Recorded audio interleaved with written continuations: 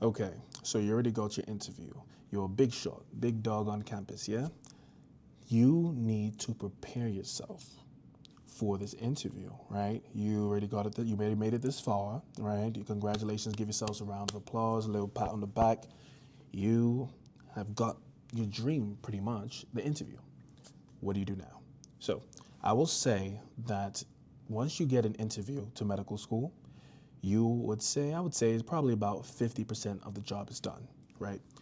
The reason why I say that is because think about it this way. When you get an interview to medical school, these people have not met you before, right? Chances are they've never heard of you before this. They haven't heard your voice. They haven't got to meet you. They don't know your personality. They don't know your character.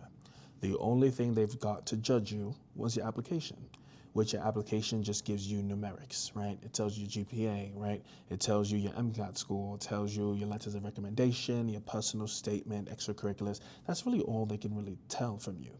So the fact that they interviewed you or they sent out an interview, an invitation to interview with them, right? It means they like you. They like you enough. And that's what we need. We need them to like you enough. No medical school, unless I'm wrong, no medical school is going to invite an applicant to interview with them when they don't like their stats on paper. It doesn't matter. It doesn't make sense, right? They have to like the statistics on your application or else they wouldn't bother sending you an interview. And because of that reason, that's why they say once you got your interview, you've done 50% of the job.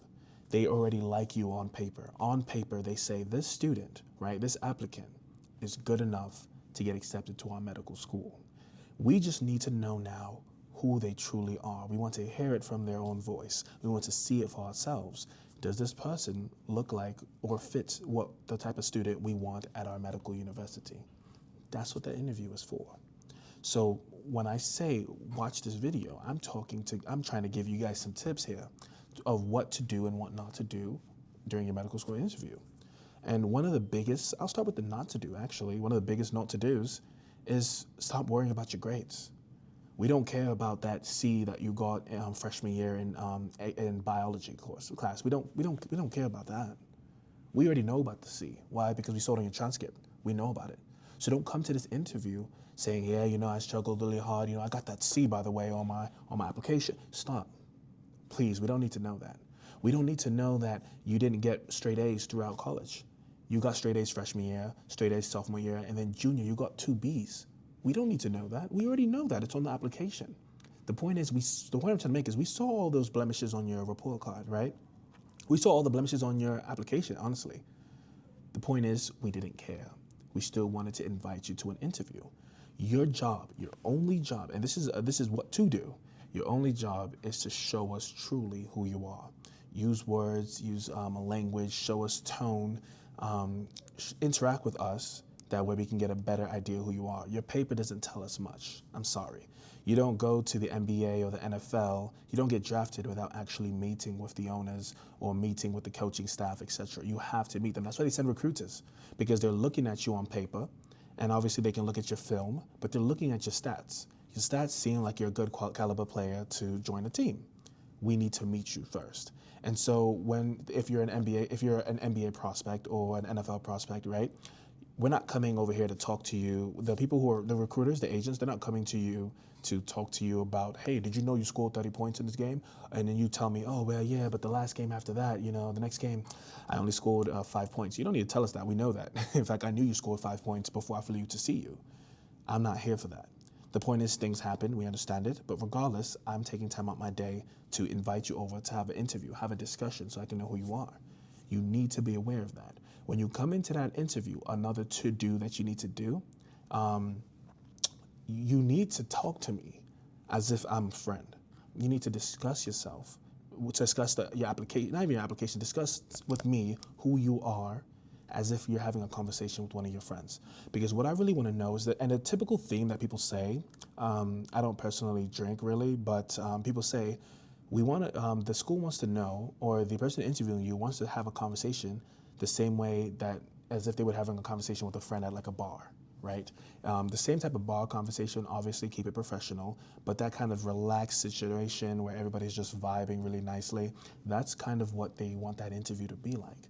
because the interviewer wants to feel comfortable with you, feel like whatever you're saying, the words that's coming out your mouth is very genuine and it's true, something that they can believe. So being all uptight and very stiff about everything, not really cool. Obviously, don't be slouching like a grouch. No, sit casually, professionally, have a conversation. Don't feel afraid to use your hands with movements.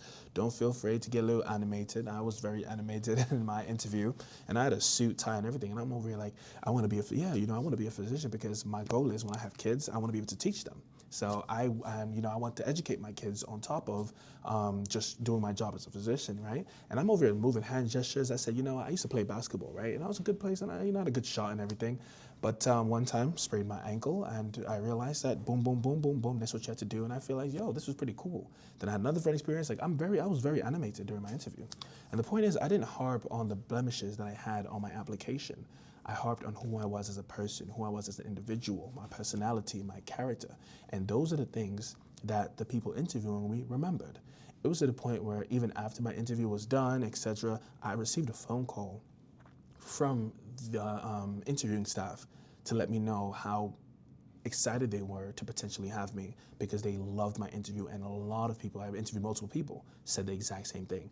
And even when after the fact, when I got accepted, they still remembered me as a guy that had a lot of personality, was bubbling, because that's what they really want, Like I said, do not focus on your blemishes. We don't need to know that type of stuff, right? Especially because nowadays, a lot of people are doing these MMI interviews, the multi-mini interviews. And sometimes these people who are interviewing you, they have no access to your grades. They don't know. The job is not to grade you based off of, your GPA, your MCAT, your statistics pretty much. The point is to grade your character, your personality, because what we are finding nowadays is that's truly what makes good doctors, right? Good physicians. At the end of the day, you can teach anybody the mechanics of medicine. You can teach them what to do in certain situations, and through experience and time, they will learn it. But you can't necessarily teach people how to be good people. And at the end of the day, that's what we need in medicine. We need people that are just genuinely good, genuine in heart, to come and do the job and treat the patients. Because that's really what makes a difference when patients come back to the hospital or put their trust in healthcare providers.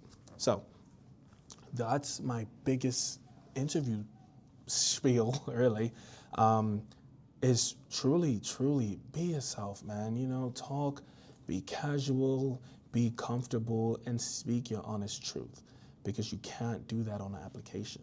Your stats don't speak your truth. Only you can speak your truth. Only you can speak and attest to who you are as a person, the best at least. Other people can do it for you. Your letters of recommendation can also do that for you as well, but nothing beats hearing it in person. So when you come into that interview, don't come into that interview like I have to explain myself, I have to justify all these things. No. You don't have to justify any of that stuff, right? All you need to do is talk to me and show me that you are human. Show me that you have a conscience. Show me that you are genuine at heart. Show me that you really, truly want to be here. You deserve to be here, and that you should be here. That is what that interview is for. So obviously, save this video, right? And before your medical school interview, watch this video again. You really need to speak truth into those answers. Whatever question they ask you, you need to speak truth into it. I need to feel it. If something is really dear to your heart, something that hurt you maybe years ago, that really drove you to want to become a physician, right? When you're telling me that story, oh yeah, so one of my friends got into a car accident, and I just said, it really sucks. I need to do better, and I wish that they had a better physician, so I'm going to be that better physician. No. That's not good. Come on. When I was 7 years old, one of my friends was in a car with me. His brother was driving. We were coming back from the fair, and we got hit on the side. It was like a T-bone accident. And my friend, literally, the car flipped over. I was bleeding off the side of my head, but after I don't know how long, maybe 5, 10, 15 seconds, I was able to move again, be alert, and I noticed that my friend wasn't really moving. And I was calling his name, Johnny, wake up, Johnny. And Johnny wasn't answering. And I screamed his brother, Carl. Can you hear me? Carl was answering. He was like, yes, are you okay? I said, I'm fine, but Johnny's not responding. And I just remember how scary that was. I was like 7 years old at the time. I literally Um, I don't even know, but all I remember is that I thought in my mind that I truly lost my best friend. And we went to the hospital, and everyone's like, not screaming, but like, it's so hectic, it's so loud. I'm crying because Johnny's being pulled on a stretcher. And I just remember thinking, like, this is it, right? Then the physician walks in. He said, is this your friend? I was like, yes, it's my friend. He says, we're going to do our best. And in that moment, even though I've never met this physician before, he really instilled, like, I don't know, maybe it's confidence or something, but I just felt this feeling that I could trust him, his words, even though I've never met this guy before. Sure enough, fast forward, blah, blah, blah. Long story short, 6 hours later, my Johnny's awake, I'm talking to him, and we're having a regular conversation as if nothing happened. Obviously, he's still in the bed, but I just remember thinking to myself, like, wow, my whole world just flipped upside down. I almost lost my life. I thought I lost my best friend's life, and here comes a random stranger in what was at the time the worst time of my life, and was able to comfort me. And really, that feeling was, I can't even describe what that feeling was, really. But I just told myself that when I get older, this is what I want to do. Not necessarily surgery, not necessarily emergency medicine, but I want to be able to provide that level of comfort to someone that walks through my doors. That's my reason for wanting to get into my. Okay, so anyways, point is I was kind of going off the top of my head. I really should have prepared a story, but the point is, when you tell stories like that, obviously don't make it so cheesy, but give a little, like, a little character, a little flair. This is your time to be on a TV star, a movie, an actor, right? Dig deep is the point I'm trying to make. And so when you tell a story like that, and you show the pauses, you show the uncertainty, the feeling, you describe yourself, oh man, people love that. I'm telling you right now. Those are the type of answers that you need to have when you're doing your interview. And like I said, that was made up on the spot, and probably not my best work. And maybe in another video I'll do a practice interview thing, so you can actually see and actually say my actual answers. That way you can actually hear what I was saying. But the point is, that's what you need to do, and practice that. Practice these answers. Get a friend to tell another friend to come help you practice, and you practice those answers. You practice, opening yourself up and reliving those moments that made you realize you want to be a physician, or anything, honestly, any question possible. Just practice those moments with different people. Get used. Don't just do it with your brother or your mom or your dad. Do it with random people that are your friends or willing to help you, to get used to just having different people, listen to your story, hear your words, and give you feedback as well. Anyways, video's getting a little bit too long, so let me stop right here. Same thing, comments, questions, concerns, drop them down below. And hope this video helps somebody. Save it and replay it again before your actual interview, or share it to someone that you think or know is going to interview soon. Never know, might help them. All right, guys, take care.